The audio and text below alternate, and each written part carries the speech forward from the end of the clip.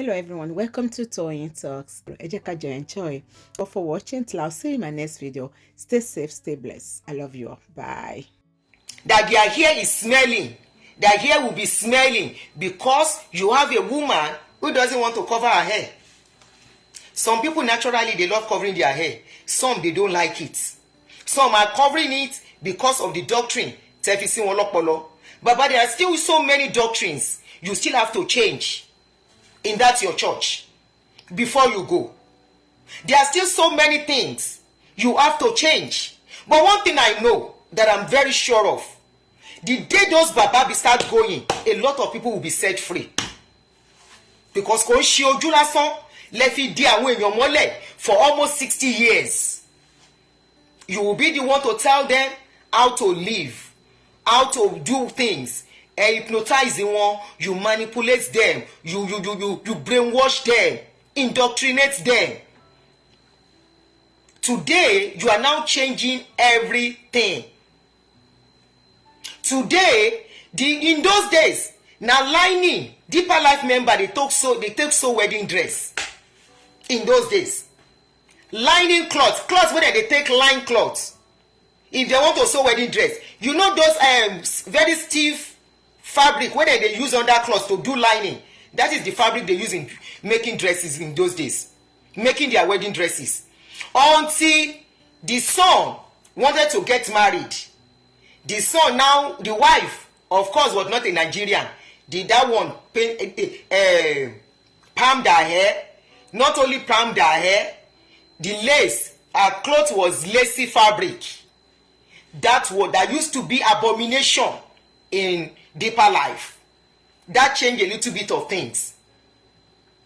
And that shame made Baba to start soft pedaling. That means all these Baba know what they were doing.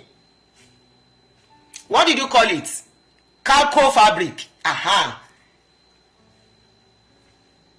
Calco fabric. Àwọn aṣọ gígan. Go and look at their olden days wedding dresses. How are those women going to feel today? Those women that dress like Egungun, be careful. In those days. Those women that dress like somebody that is doing all for money in those days. Somebody wants to do wedding. Look at the wedding of today. The young girls of today will look at themselves and will be happy, especially if the marriage is still existing. They will say, this is my wedding picture, and they will be so proud of them. How many of those women can bring out their picture today? If we post those pictures now, and I will look for those pictures, they are on the internet. If we post them now, some of them will begin fighters. How many of them can be proud to bring the picture they took in those days? They will wear wedding dress finish, then go still take that calco. Ṣé na calco náà pé? Kí lẹ porúkọ wedding dress yẹn? Calco. They will still take the calico àbí calco. I can't remember. They will still use it to tie their head. Lọ́jọ́ wedding, ọjọ́ ayọ̀. Ẹ máa bá yé àwọn èèyàn jẹ́ o. Ẹ máa bá yé àwọn èèyàn jẹ́ o bàbá. Ẹ máa try o. Ẹ ní ìdá ti tọrọ ìdáríjì. Gbogbo you are changing doctrine with pride. You are changing doctrines with pride. Have you apologized to the lives they destroy? Ṣé ẹ̀rí ọkàn yín ti gbé yín? Your conscience has pricked you that you messed up people's lives from your doctrine and apologize to them publicly.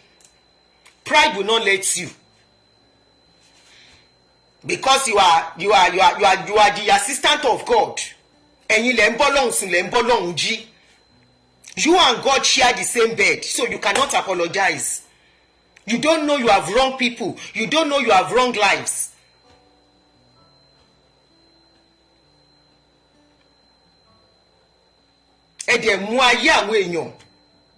So many women are not married today because of you. Because you say they cannot marry from another denomination. They have to marry in your church.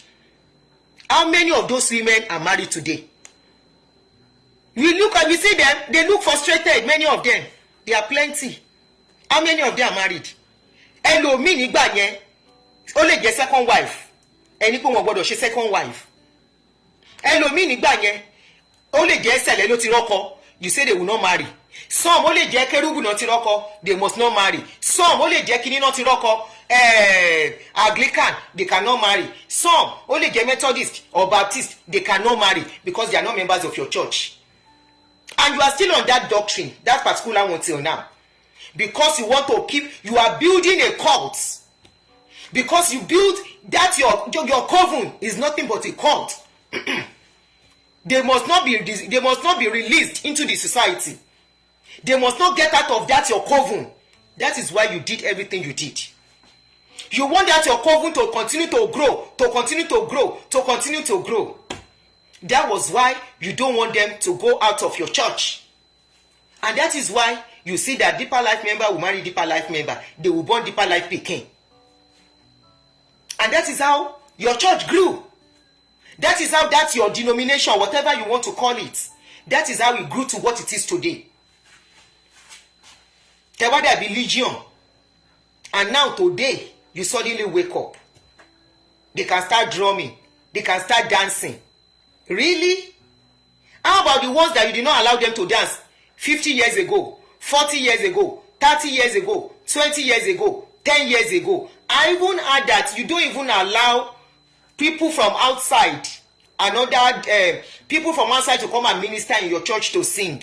That lady that came to sing in your church, Tefinjo, is from another denomination. So suddenly you change that too. Manika o, Baba, try Rara. Your children and grandchildren, they are living fulfilled life. They are living like normal human beings. They are living as they are supposed to live. And you carry people, indoctrinate them, manipulate them. Which other grammar? You pack them. Deeper Life must marry Deeper Life and born Deeper Life pikin. And they grew, they keep growing for you, working for you. And today, you are now changing those styles, those doctrines. The rules, the bondage, you kept them. Suddenly, has become something that you are changing. After many have lived by their rules for 50 years. They have lived by their rules for 40 years. They have lived by their rules for 30 years of their life. Let's assume a child that was born in the 60s that became a member at the age of 18 and 20. That means today, that child that is about 50 years now has lived 30 years of their lives believing lies. How do you change their mind? How do you make them really adjust to the things you are saying now? Many in those days threw their TV away. The TV they bought with their sweat. They stopped their children from watching TV because of you. And your children are living abroad watching TV, watching different kinds of program, Baba. Today, the same children, those children, you are telling them they can start watching TV. Emma Shekau. Baba, what other doctrine you need to change? This one, you are changing it one by one. Could make sense.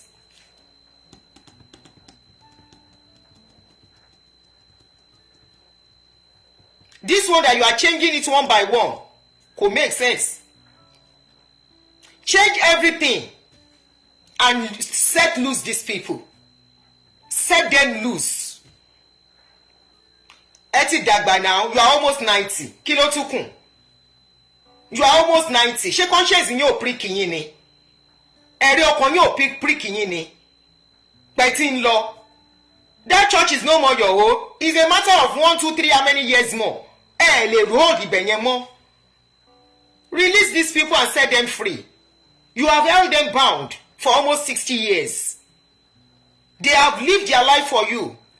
They have served you.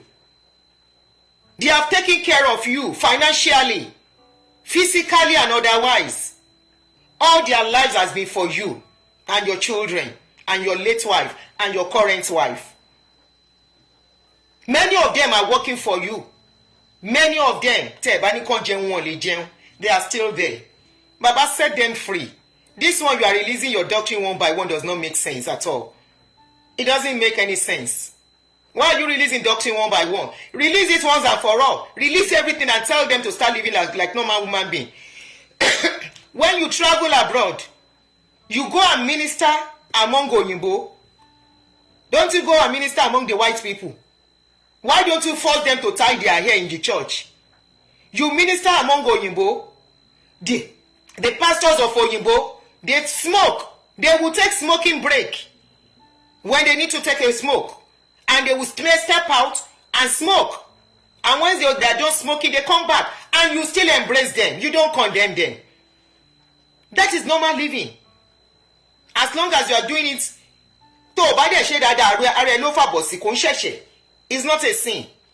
Even this kerewa, a lot of women are dealing with medical issues now. Why do you think we have a lot of women going from one church to the other? Why? Just why? Is one of the reasons, Baba, is one of the reasons. Uterus cancer, fibroid is known. Fibroid is even leading to uterus cancer now. Ovary cancer, oríṣiríṣi cancer. This one cancer, that one cancer. Ní ara obìnrin. Baba, even scientists said a woman tó bá ń gbá kíní ẹ̀mú all the time, tó ń gbẹ́nu sí, tó ń bá fẹnu fà, wọ́n ló máa help láti má tètè ní breast cancer. Baba, ẹ tú àwọn èèyàn sílẹ̀. You have tried to hold people's lives, their children.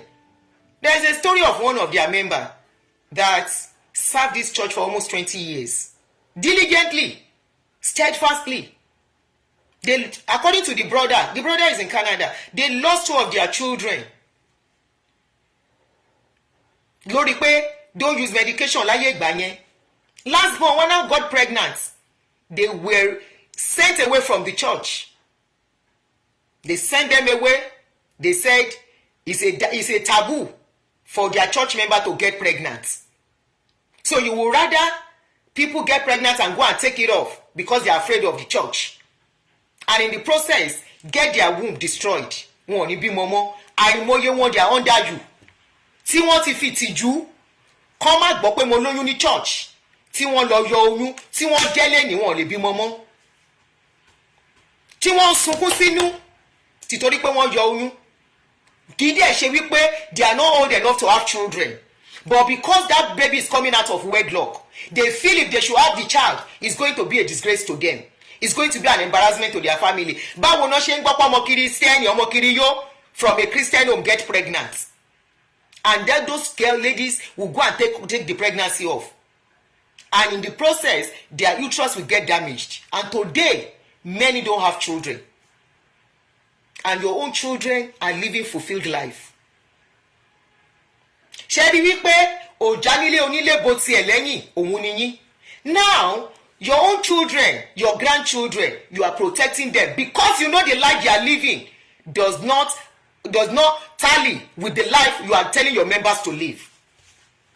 That is why many of you are protecting your grandchildren. There is a particular one, the grandchildren is here. The same man that was telling people of recent not to use makeup, his grandchildren are using bone straight here. His own grandchildren using bone straight here. Baba, how long more? I'm going to stop now. Please kindly help me to share this video. Mo fẹ́ kó kan bàbá lára. And I'm expecting your members tí ọpọlọ wọn ti di, tí ọpọlọ wọn ti gbẹ. I'm expecting them to come and cry under this post. I am expecting them. But of course, shame will not allow many of them to come and comment. But some will come and comment. And some, as I'm talking, they are crying. As I'm talking, they are watching this video, they are crying wherever they are. Because I am knocking the pains in their life, not deliberately. It is what I have to say. Because I know the pains of being a woman without a child. I know the pains of a woman that will be in her 50s. And because of one error or because of something that one pastor has said in the past has taken them to where they are today. I have spoken to many of such women. They call me. So I'm not trying to rub anything in for them, but it's just the fact that has to be stated. It's something I have to say for the message to go. Many of them, they are crying. I will have married. I was told I can't marry from my denomination. I will have married. I was told the man I met was a Muslim. I will have married. The man I met was not from my tribe. I will have married the man that wanted to marry me, and since then, no man came forward to marry me. By the time that men are coming, they are married men, and they say I cannot be a second wife. Today, I will have had a child, even if it is just that one. And today, there are so many women that are thanking God that one they have is what that is giving them joy. No husband though, okay, but they have one because they had that one when they were finishing school, and they have a good mother or parent who stood by them and said, okay, you have made that mistake, we are here for you. Bring that child and go back to school. And they will say because of that, the parents will leave the church. If this is going to be a disgrace for them and shame, they will leave the church and say, no problem, this is our child. This is our life. And today, that is the only child such women are carrying up and down. No other one. Not two. Just one. But tell me, they will tell you they are happy. They have a parent who stood by them. And they will tell you they are happy. They made that decision not to abort the pregnancy. Now, Baba, you are changing a lot of things. You still have a lot to change. Etu àwọn èèyàn sílẹ̀. Release people, release their destiny. You have tied their destiny to yours. Ọ̀tọ̀ọ̀tọ̀ láàrin wa now. Why will you tie people's destiny to your destiny? You tie their destiny to your destiny for the past 60-something years. You have used their destiny. You have used their time, their life they are supposed to live. Gbogbo yẹn làwọn ọmọ tí yín jẹ. Ẹ̀yin ò lè jẹ. You want to leave it, but you can't leave it because your scope wọ́n já àṣírí yín. Ọbọ̀yẹ dẹ̀ ń jẹ́ secretly táwọn èèyàn mọ̀. Òun náà ló dífá fún immediately your wife died, Baba. Immediately your wife pa, you did not even waste time. Kí ló dé tó jẹ́ wípé when your wife pa, you cannot stay like 5 years and concentrate on God's work that he gave you. Lè mú mọ́ra, kò ṣeé fi sára kú. Níbi tó dùn dé, níbi tó yẹ kó ń ṣara lóore dé. Níbi tó jẹ́ wípé ẹ mọ̀ pé wà active dé. Mi ìfẹ́ sàwọn nǹkan kan. Tẹ́ mọ̀ pé wà active dé. Torí majority yín tẹ́ ń pera yín ní God of men. Àìmọye yín lẹ́ ńlá ọmọ chọ́ọ̀chì lẹ́ ń yá choir bẹ́ṣẹ́ ńlá choir member. Mi ìlẹ́yìn o bàbá. Bẹ́ṣẹ́ ńlá choir member lẹ́ ńlá ẹni anybody tọ́wọ́ yín bá kàn ni. Lẹ́ sáré kó fún wọn kọ́bà nínú ọ́fíìsì yín. Kọ́kẹ́yìn ni. Quick one ni quick náà perú ẹ̀. Pápápá. Ìmí inú yín gba òtẹ́ ibi tó tí ọkùnrin ò lè mú ara dúró fún kinní yẹn dé. Gbogbo ìgbà tí ìyàwó yín sick, ẹ̀yin tẹ̀ lè gbára dúró fọ́dún kan, ṣe bí ìyàwó yín sick for some time. Báwo lẹ ṣe ṣe? Báwo lẹ ṣe ṣe?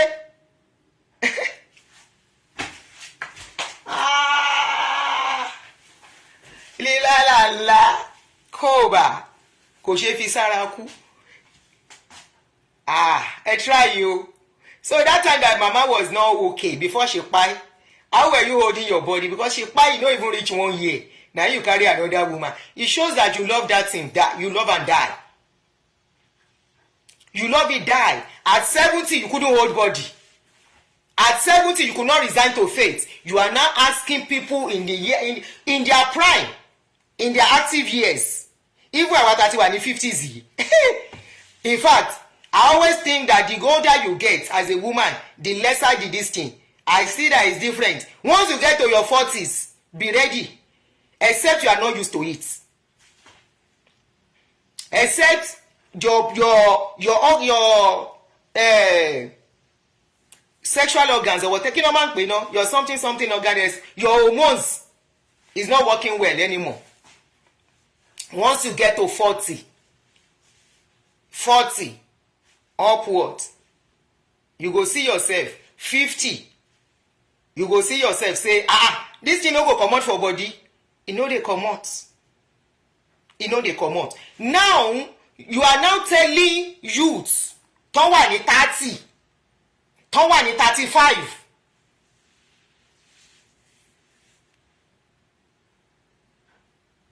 No wonder doctors are smiling to the bank. No wonder fibroid clinic is on the increase. And somebody, ẹ lọ bèrè lọ́wọ́ gynae yín àti gynecologist yín, go and ask them the contributing factor. It is not the only thing that causes it, but go and ask them the contributing factor. And how having it can help too. Wọ́n wà lábẹ́ yín, abẹ́ wọn ti bu. Ọmọ 35 years, ọmọ 38 years, ọmọ 40 years, 45. Ọmọ 45 years. So wọ́n mọ́lẹ̀ bí orin orí so. They don't have their mind. They don't have their own thinking. When how come that Ruth, Naomi told Ruth, he said Ruth is too young to stay without a man. Is in that your Bible? He said, Naomi called Ruth. He said, no, you are too young to follow me around. Me, I'm an old woman. I may not need a man again, but you still need it. Stop following me around. Go to the house of Boaz. Go and meet him. According to what we read, Ruth got to Boaz. Ọjọ́ tó dọ́dọ̀ Boaz ló gba nǹkan sára. The day she got to Boaz's house, she collects something. That same day is in the Bible. Why to collecting something jọ yẹn? Why tí wọ́n sọ wípé kọ́ ní sùúrù? Because Boaz náà mọ̀ bó ṣe rí pé arẹ́lẹ̀ ti gbẹ̀ kan. This one need the thing very well. Because the day immediately, Bible says she went between Boaz's leg. In other words, agro don kpaya. Whether na the agro the mama see as elderly woman, he see the lady. He say, this one you are behaving this way, you need something to calm you down. This one that you are doing this way, you are not happy, you are crying. You need somebody to cool your body. This one way they do like this. You can't continue this way. You need somebody to make that body calm down. Go and meet Boaz. It's not forbidden. Go and meet Boaz. Yes, Boaz will get wife. He go marry you join. Go and meet her. Introduce yourself to Boaz. Boaz go embrace you.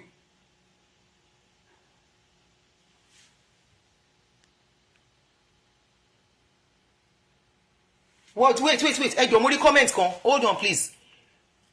Where is this comment? Oh, okay, I've seen it. My elder sister is a strong deeper life and she's 75 years. She lives in Maryland. Aunty me, Emma, I'm just saying truth about my own experience, ma. Mi ò rí kí ló ṣẹlẹ̀ sí wọn. Ṣé you have been commenting since I'm just saying that one. Kí ló ṣẹlẹ̀ sí wọn? What happened to that your senior sister?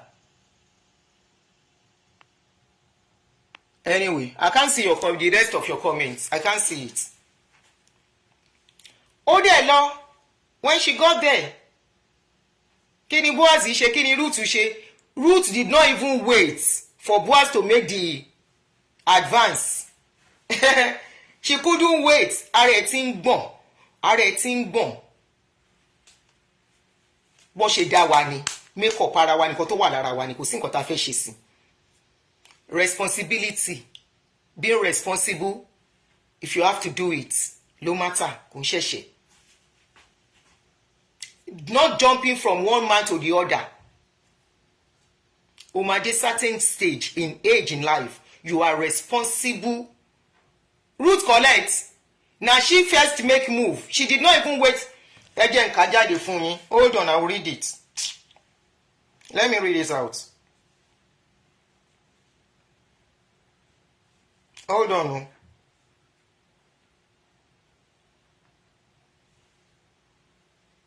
Okay.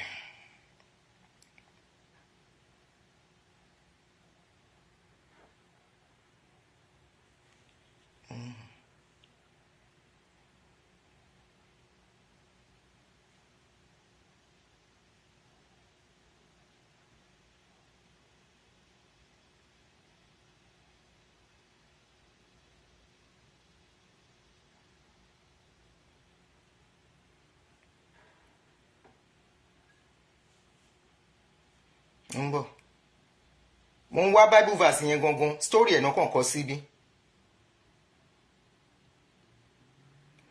Ruth, Naomi and Ruth were working. Naomi was the mother-in-law. They were both working in the field, in the farm. Pẹ̀lú tí Boaz was the owner in that skinny. But ibi tí mò ń wá gangan was when she went to Ruth before he now married Ruth. Kò ń ṣe ẹsẹ̀kẹsẹ̀ ló fẹ́ Ruth. Ruth went in first. Oh, page wo la ti máa rí kíní Ruth yìí kà. Ṣebí lineage náà ló bí Jésù. Àbí kí là ń sọ?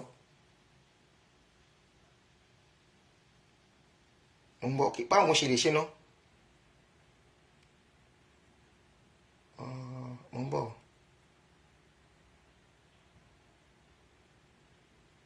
When ẹyẹ kí n type when Ruth went to Boaz, page Bible verse of when Ruth went to Boaz. Ń bọ̀.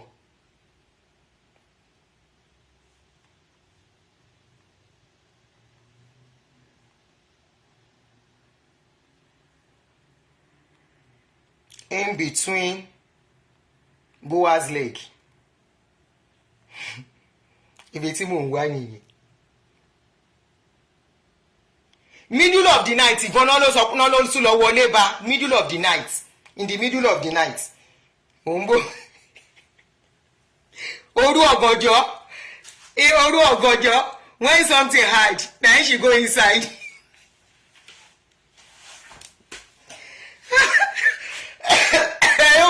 Thank you, Jere.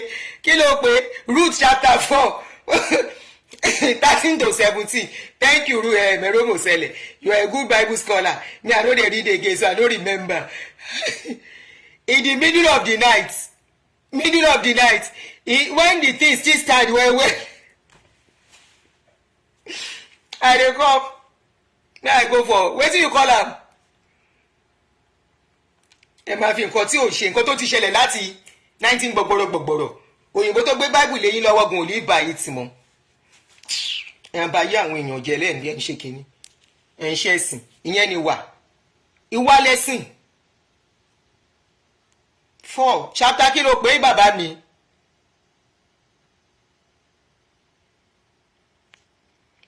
Leave God to judge me too. Leave God to judge me. Ruth chapter 4 verse kí ló pé Rómò ṣẹlẹ̀ wọ́n ti wọlé àwọn ọmọ wọn ti wọlé mi ní pẹ́ stop gan because mo fẹ́ ṣe nǹkan kan mo fẹ́ bake. Happy Sunday Yakis, how are you my brother? Jọ kí Ruth kí lẹ tún pé náà I think 4 13 to 17 okay.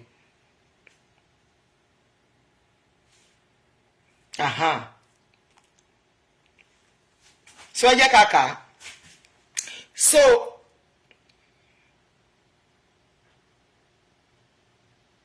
kó tó di kó gba ó fẹ́ níyàwó ni mò ń béèrè wọ́n ti fo ibẹ̀ yẹn wọ́n ti fo ibi tó ti lọ bá kó tó di pé ó fẹ́ gangan ni mò ń wá tó ti lọ bá ní middle of the night 13 yẹn sọ wípé so Boaz took Ruth and she became his wife when he made love to her. Ṣé ti gbọ́ wọn ò ní pé ó marry ẹ̀ kó tó make love to her ó ti make love to her kó tó fẹ́ ó ti make love to her kó tó fẹ́ when he made love to her. Chapter chapter 3 okay ẹ yẹ kí n lọ sí. Ta ló sọ kinní yẹn bẹ̀ yẹn mo máa block yín o ẹ jẹ́ kí n block ẹni yẹn.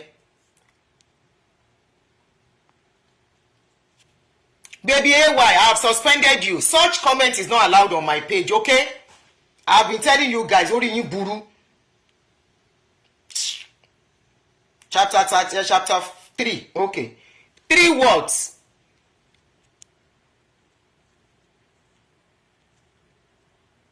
No, that's not the one we want to read. Before, ìjọ tó kọ́kọ́ máa lọ bá ní middle of the night tó sọ pé wọ in between his legs. Ẹ ti mọ ibi tí mò ń sọ bóyá kẹ́yìn náà lọ kà fúnra yín. Ruth 3, okay, thank you.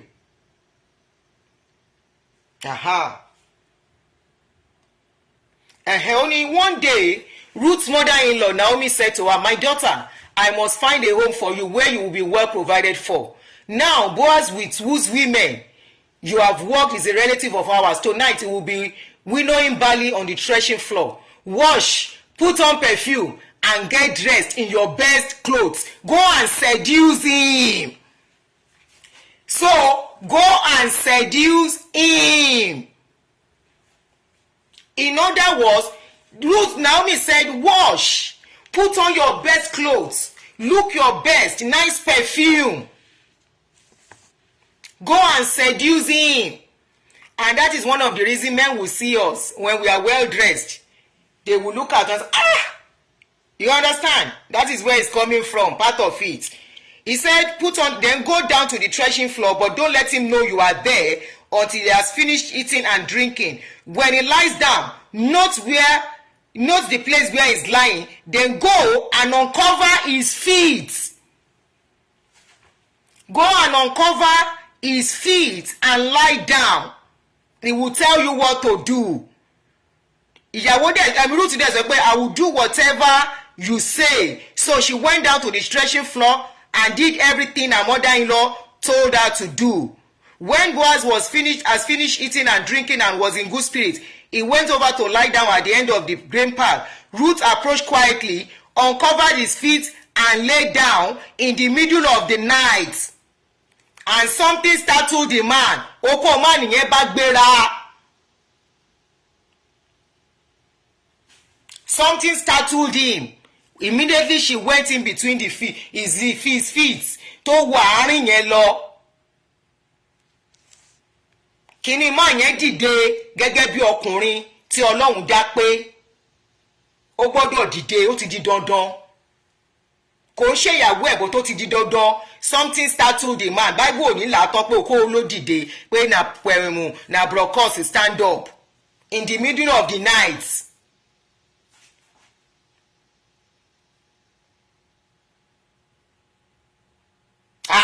Wọn ò ní sọ nǹkan tó ṣe tán mọ́, but in the middle of the night something startled him. Even Ruth told him, mother-in-law, whatever you say I should go and do, I will do. Mother-in-law wo Ruth títí pé ṣé bó ṣe fẹ́ live léléyìí. You can't continue to live this way. You can't continue to cry on my neck. You can't continue to be feeling depressed. You can't continue to be feeling sad. That thing, an embrace of a man, he gives a woman. There is something he does to a woman. Go and receive it. You need it. The woman sent the girl. Oh yeah, abiyamọ ni mí, I am a mother. I know how it is. I know what you are feeling.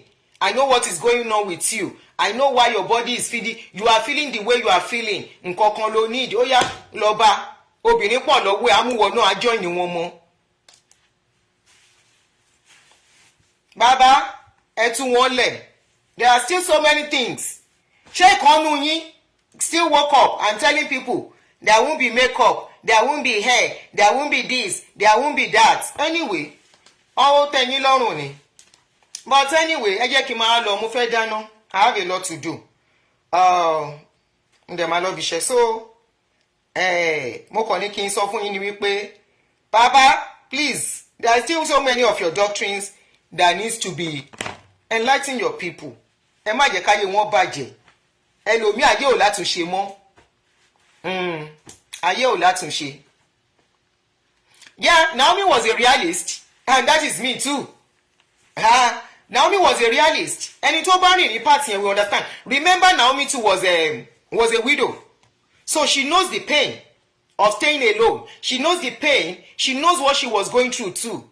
She might decide not to remarry, or she might not see somebody to remarry her and decide to be like that. But she was able to feel the pains of a young girl. Ẹni tó yìí wà lójú ọpọ́n. The lady was still young. Ọmọ kékeré. You people will be telling widows, Jésù lọ́kọ opó, abẹ́yà wèrè ni. Ṣé yá wèrè? Jésù wo lọ́kọ opó? So in the middle of the night, tí agro bá mú obìnrin yẹn, Jésù ló máa kọ́ ló máa relieve kíní yẹn. Àwa jí láàárọ̀ a máa kanra. Jésù lọ́kọ opó. Indeed. Who gave you those slogan? I've never heard that slogan from Oyinbo. Jesus is the husband of the widow. Jésù lọ́kọ opó. Ọkọ opó. Oyinbo will tell instantly Oyinbo ti bẹ̀rẹ̀ sí ní boyfriend. Ó ti ń lọ fún date. Wọ́n máa fẹ́ wọn fẹ́. ó ti bẹ̀rẹ̀ relationship, though some will decide not to, but many will, many àìmọye we start having relationship after táyà wọn bá ti wà okay tán fipá wọn ti ready. Some in 6 months, some in 1 year, some in 2 years, some in 3 years, some after the children are grown up. Wọ́n bẹ̀rẹ̀ ayé wọn padà. Àwa ní Jésù lọ́kọ opó. Àwọn oní slogan ìsọnù. Mo wo ayé mi nígbà tó ṣẹ̀ṣẹ̀ ṣẹlẹ̀ sí mi ọdún kìíní ọdún kejì mo náà ní Jésù lọ́kọ opó. Ṣé bí n ṣe máa wà rèé tèmi bá mi ẹkún lé ẹkún ẹkún lé ẹkún màá jí lóru ẹkún ni àárọ̀ ẹkún ni màá múra mo fẹ́ lọ síbi iṣẹ́ ẹkún ni pé wọ́n lọ́n is this how I go live my life? Jésù lọ́kọ opó. Ṣé Jésù fẹ́ bá mi sùn ní báyìí? I was asking that question, nobody to answer me. The same question many widows be asking in their mind tí wọ́n lè béèrè lọ́wọ́ ẹ̀dá ọmọ Ádámù kankan. Láwọn tó wà lábẹ́ yín ni o, àwọn tó ń sí lábẹ́ yín wọ́n ń ṣe tayé wọn. Àwọn tó wà ní abẹ́ yín when I was still there ṣé Jésù ló fẹ́ bá mi sùn gbàtàn ní Jésù lọ́kọ opó? I couldn't comprehend it pé ṣé Jésù lóko ni ṣèbọn lọ́lọ́run ní Jésù nígbà yẹn ni o. Ṣé ojú àlá ló ti máa bá mi sùn ní àbí ojú ayé?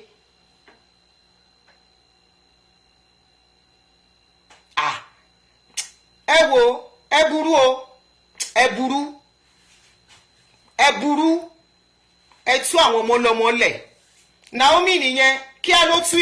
Naomi can as well say heaven is the goal for Ruth and be dragging Ruth along. We are going to heaven. Naomi could have done that. But Naomi said, no, you can't continue this way. I won't let you finish this way. This is the another means for you to give me a child. Oh yeah, go. Even inside New Testament, they say you don't call somebody a widow until she's 60 years. 60 years. That is when you say, okay, she's a widow. Tí ò bá lọ́kọ mi. Because wọ́n fi pé by 60 kò kí mélòó lókun fóbìnrin. By 60 years. But if it's a woman tó tọ́jú ara ẹ̀ tó mọ adùn kìíní 60 years life begins in it. Life is beginning at 60 again. Every year, every decade. 40 years, life begins at 40.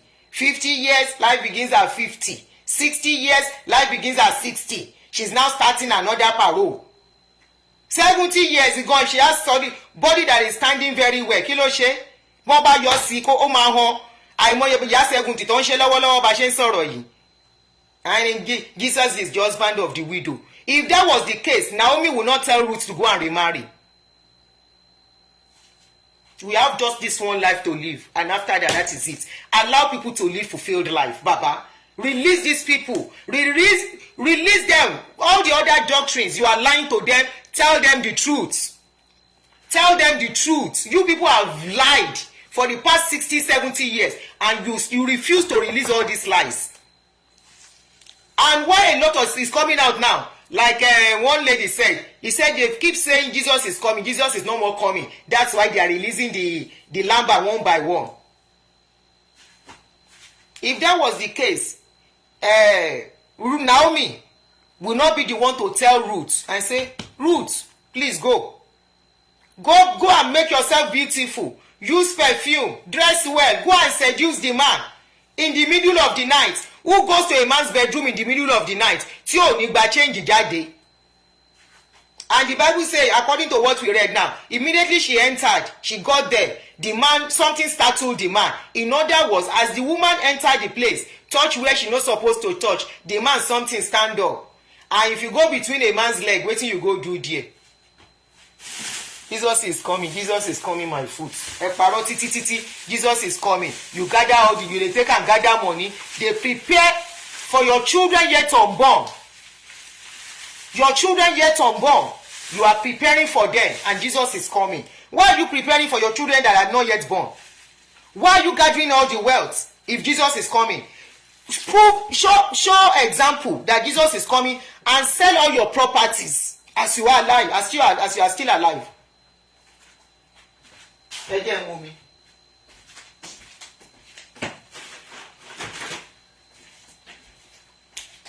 Sell all your properties. Dispose them.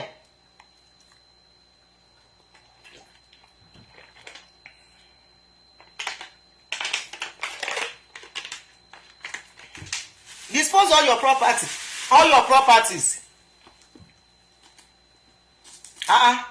Ẹ wá release lambalẹ̀, ẹ wá release bondage yín lẹ́ẹ̀kọ̀ọ̀kan. Ẹ tún ju ìlú sí. People have not danced in your church for how many years? For over 45 or 50 years ago. They've never danced in that church. Àfi bí ẹni tó ń ṣọ̀fọ̀. Always doing service like people that have money. Àti pàtẹ́wọ́ gan, even to clap is a big deal when they are doing service.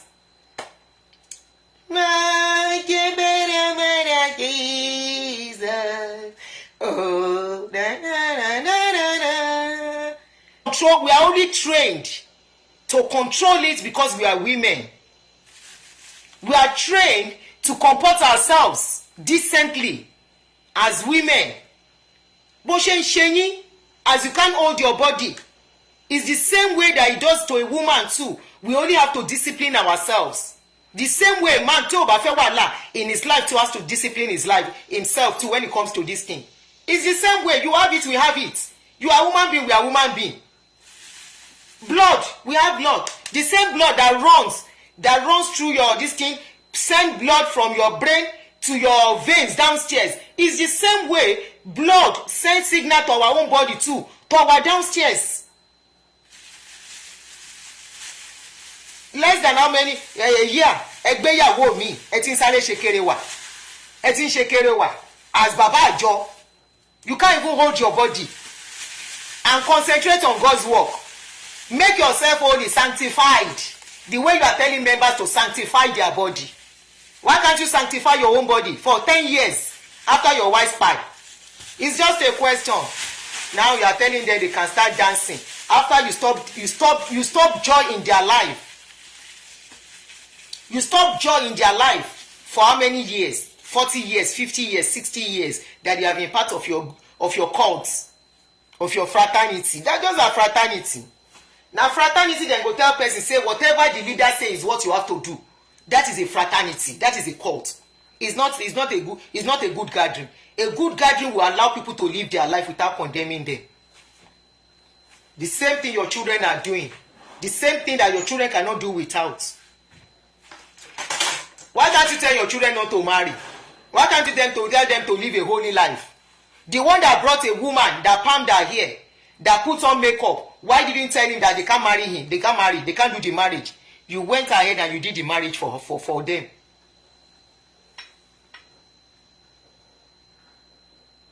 If to say Nigerian police did that time, therefore don't arrest Naomi for rape.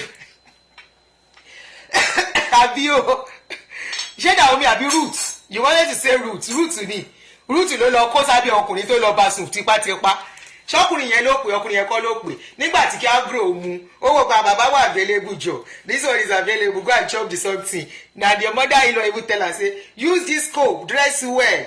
In the middle of them, when you don't chop finish, you don't drink, he's intoxicated. He doesn't know what he's doing. Go there and finish the job. And Ruth na better pikin.